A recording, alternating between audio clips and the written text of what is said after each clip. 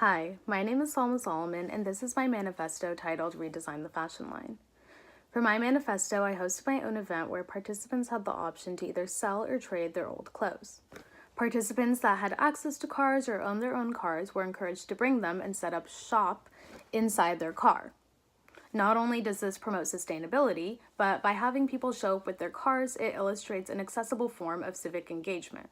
This essentially pushes towards encouraging the youth to practice civic participation.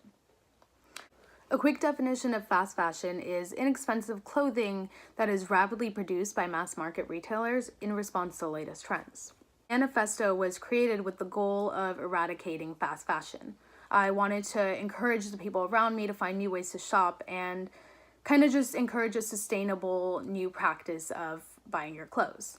A lot of people are unaware of the perils of fast fashion as well as unaware of the alternatives that they can turn to.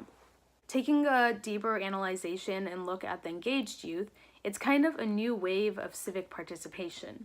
The engaged youth places value on creativity and expression and peer-to-peer consulting, networking, and I feel like it really takes a more social and complex aspect to democratic practices.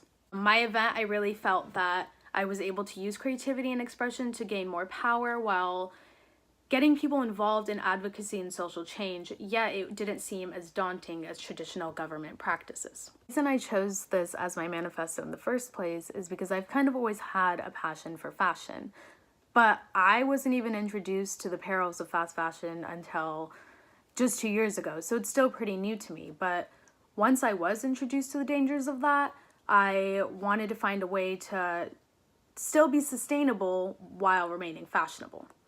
My microsystems really kind of developed this relationship that I had with clothes for so long, and the notion of you should not buy used clothes if you can afford new ones was constantly ingrained in my head throughout my childhood. So in order to understand how the fast fashion industry works, it's essential to understand Risalto's ethic of the pie.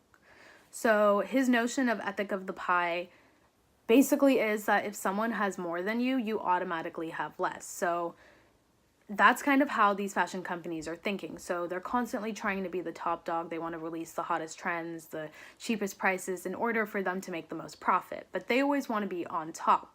So it's not just a competitive situation between these companies, but that competitive notion and the constant release of like new trends also creates a competitive nature and the ethic of the pie between consumers, and consumer culture is constantly being reproduced. So when I started thinking of my manifesto project, before I even decided for sure that I wanted to host this event, I kind of wanted to collect some data and I conducted interviews. And so the questions that kind of helped guide me throughout my interviews were, what do you consider the quality of most of your clothing items to be? How often do you buy new clothes? What are your favorite stores? How often do you look at the made in label before buying something? And do you wear everything in your closet? All the answers are in depth in my presentation, but when kind of creating a generalizing statement on the interviews, I noticed that despite the answers, they were all susceptible to fast fashion. So take a look at Avia, for example. When I asked her what her favorite stores were, she listed Buffalo Exchange and Goodwill, which are both thrift stores and use recycled clothing. So that's really great. Yet, when I asked her how often she looks at the made-in label before buying something, she responded with almost never. So the dismissal of where her clothes is coming from can still make her susceptible to fast fashion, even though she may not realize it. So when my event occurred, it was scheduled on the 14th of last week, which was forecasted to rain, unfortunately, and I do think that that affected the amount of people that actually did show up.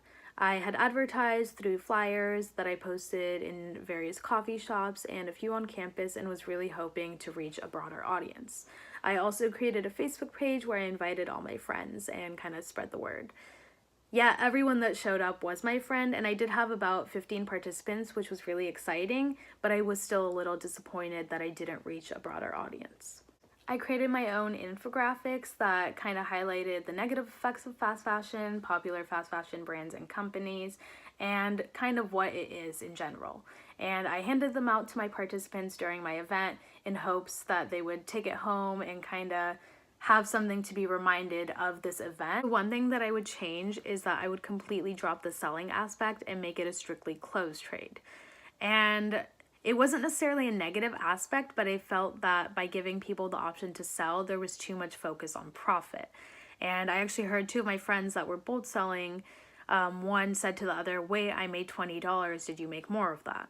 And that automatically reminded me of the ethic of the pie. This was really ironic to me because this is what these fast fashion brands are doing in the first place. And they're pitting two groups against each other and creating this competitive nature between the two for the sake of maximum profit. And I felt like that's what my event in this instance accidentally did.